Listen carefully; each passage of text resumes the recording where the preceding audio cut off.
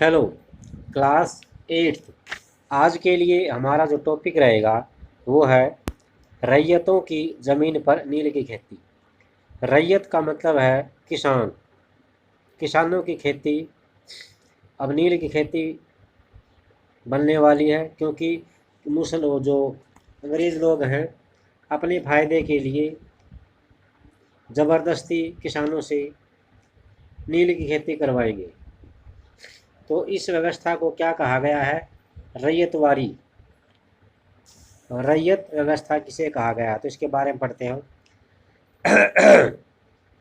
रैयती व्यवस्था के अंतर्गत बागान मालिक यानी बागों के जो मालिक होते हैं रैयतों के साथ एक कॉन्टैक्ट करते थे। कॉन्टैक्ट का मतलब हिंदी में अनुबंध, ठेका करते थे। कई बार वे गांव के मुखियाओं को भी रैयतों की तरफ से समझौता करने के लिए मजबूर करते थे। यानी गांव के जो सरपंच होते थे या मेन आदमी होते थे उनको भी मजबूर कर देते थे कि समझौता किया जाए। जो अनुबंध पर दस्तखत कर देते थे उन्हें नील उगाने के लिए कम ब्याज की दर पर बागान मालिकों से कर्जा मिल जाता था।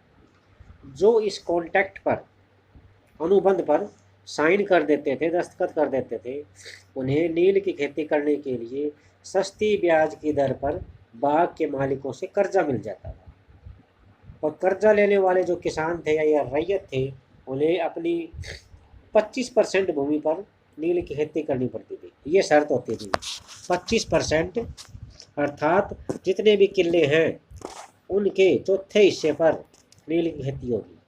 जैसे किसी किसान के पास 10 किले हैं तो 2.5 किलों में नील की खेती होगी। और बागान मालिक बीज और उपकरण उपलब्ध करवाते थे।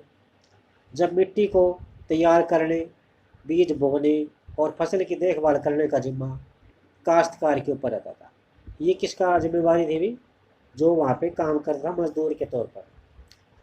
जब कटाई के बाद फसल बागान मालिक को सौंप दी जाती है, यानी काटने के बाद जो फसल आई है वो बाग के मालिक को दे दी जाती थी, तो रैयत को फिर नया कर्जा मिल जाता था और ये चक्कर चलता रहता था भी। यहाँ पे दिखाया गया है 19वीं सदी की शुरुआत में बंगाल के मजदूर नील की खेती करते हुए। ये दिखा रखा है, ये है ये बंगाल के मजदूर नील की खेती करते हुए दिखा रखे हैं। और नील की जो खेती होती है उसमें लगभग पुरुष ही काम करते थे, पुरुष ही काम करते थे। नीचे दिखा रखा है अभी खेतों से फैक्ट्री में लाए जा रहे नील के पौधों के गट्ठर। ये बैलों से फैक्ट्री में नील के जो गट्ठर हैं वो लाए जा रहे हैं। अब जो फसल तैयार होती थी पूरे पकने के बाद, तो वो बाग का जो मालिक होता था उसके पास चली जाती थी, उसको दे दी जाती थी बाग के मालिक को, और किसान को फिर नया कर्जा मिल जाता था और ये चक्कर फिर शुरू हो जाता था। जो किसान पहले इन कर्जों से बहुत आकर्षित थे, इनको अच्छा समझते थे, उन्हें जल्दी ही ये समझ में आ गया कि यह व्यवस्था कितनी कठोर है। उन्हें नील की जो कीमतें मिलती थी वह बहुत कम थी और कर्जे का सिलसिला कभी ख़त्म नहीं होता था। ये कर्जा उन पे लगातार बढ़ता जाता था और नील की जो कीमत मिलती थी उन्हें काम के बदले में वो बहुत कम होती थी। समस्याएं और भी थी। बागान मालिक चाहते थे कि किसान अपने सबसे बढ़िया खेतों में नील की खेती करे। यानी नील की जो खेती होती है वो उपजाऊ भूमि में ही होती है। और जो बाग के मालिक थे वो भी ये चाहते थे कि किसानों को सबसे जो अच्छी भूमि है इनकी वहाँ पे खेती करनी चाहिए नील की। लेकिन नील के साथ परेशानी यह थी कि उसकी जो जड़ें होती हैं वो ज़मीन में बहुत गहरी होती थी और मिट्टी की जो सारी ताकत है उसको ख़त्म कर देती थी, खींच लेती थी। नील की कटाई करने के बाद वहाँ धान की खेती नहीं की जा सकती थी। तो ये सिस्टम था भी, नील की खेती करने के बाद धान की खेती नहीं होती थी और इससे किसान और गरीब होता चला गया। अब यहाँ पे ये दिखाया गया है कि नील का उत्पादन कैसे होता था। ठीक है भी, इसको पढ़ते हैं।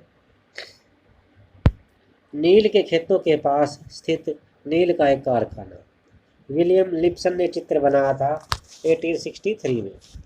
तो नील गांव आमतौर पर बागान मालिकों के फैक्ट्रियों के आसपास ही होते थे। यानी नील के जो खेत होते थे नील के जो खेत होते थे वो बागान जो मालिक हैं, बाग के जो मालिक हैं, उनकी फैक्ट्री होती थी नील की, उसके आसपास ही होते थे नील।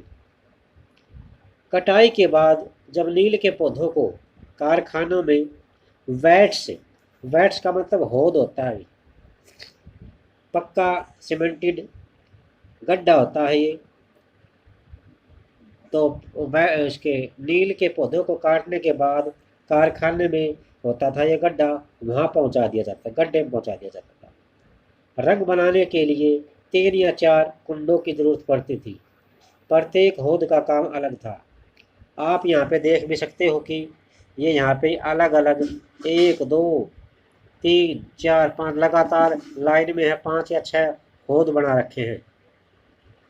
तो सबसे पहला क्या काम था,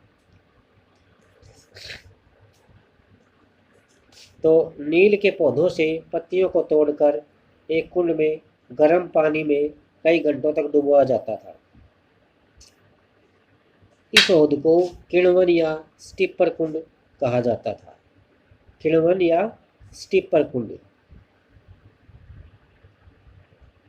जब पौधे किण्वित अर्थात बिल्कुल पूरी तरह से गल जाते, किण्वित का मतलब गल जाते, सड़ जाते, तो वे द्रवण में बुलबुले उठने, तो उस पानी में बुलबुले उठने लग जाते थे।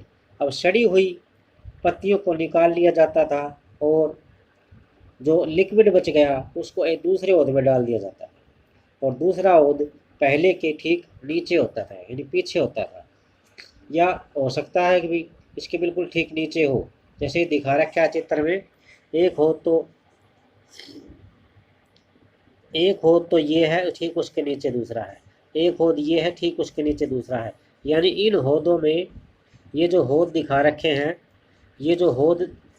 रखे हैं, इसमें पत्तियां डाल दी, इसमें उनको अच्छी तरह से सड़ाया गया, गलाया गया। उसके बाद ठीक पत्तियों को निकालने के बाद इसके नीचे लिक्विड, नीचे वाले होद में वो लिक्विड अलग कर लिया जाता है। 2 मिनट रुक भी। और दूसरे होद यानी मीटर वाट, जैसे ये लगा रखा, ये होद है भी दूसरा। इस होद में इस घोल को लगातार हिलाते थे डंडे से और पैडल से खंगाला जाता था।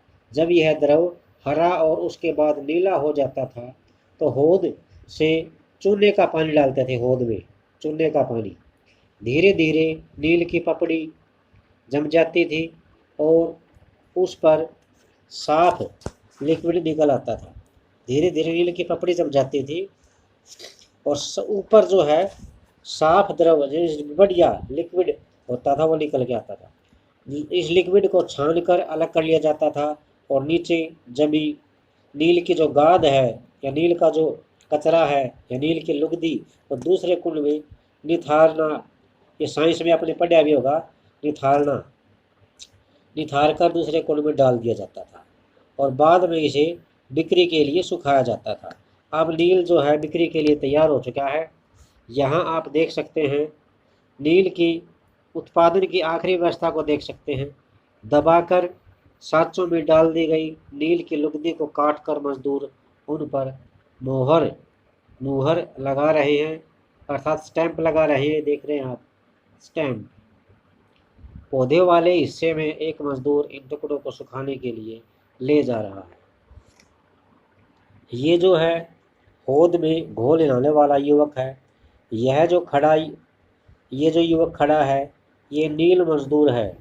होद में पड़े घोल को हिलाने के लिए इस्तेमाल होने वाला पैडल लिए खड़ा है। पैडल का मतलब कोई मजबूत डंडा जिससे लगातार होद में ये खड़ा रहे।